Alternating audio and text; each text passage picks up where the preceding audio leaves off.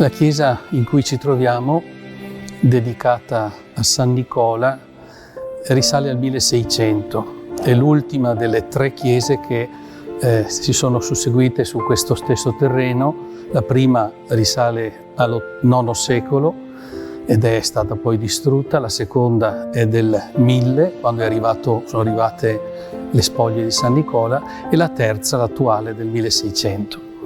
Dedicata a San Nicola appunto perché i veneziani hanno portato parte del corpo, parte i baresi l'hanno portato a Bari, parte sono giunte qui le reliquie di Nicola e affidate alla custodia dei monaci benedettini che erano insediati qui fin dal Novecento con una piccola abbazia.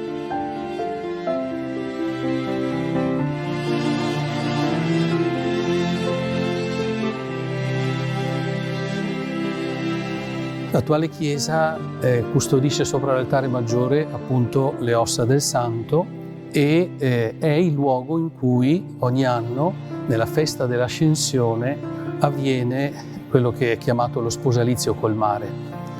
Perché qui? Perché nella festa dell'Ascensione. Qui perché questo è il luogo dove queste 2 realtà si incontrano, Venezia e il mare. Il mare entra da questa parte, dal porto, e Venezia è proprio dove il mare entra, che uscendo lo incontra e si sposa con il mare. Questa celebrazione delle nozze con il mare risale più o meno all'anno 1000, quindi alla seconda chiesa.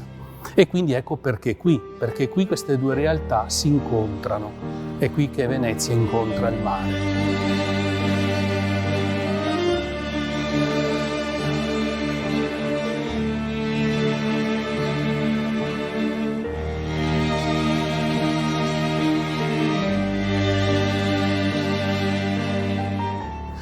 E perché il giorno dell'Ascensione?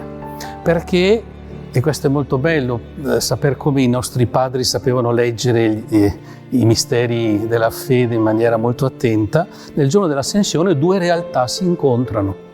Si incontra il cielo e la terra. Gesù, risorto, porta presso il Padre la nostra umanità, il Padre la assume e diventa con noi una cosa sola.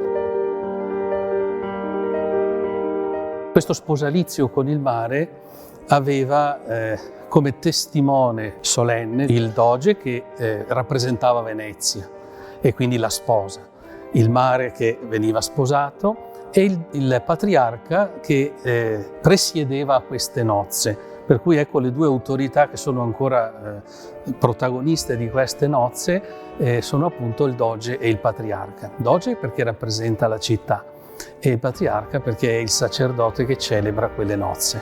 E quindi ancora oggi non più il doge ma il sindaco, l'autorità che rappresenta la città, insieme al patriarca ancora qui celebrano questo evento e lo ricordano.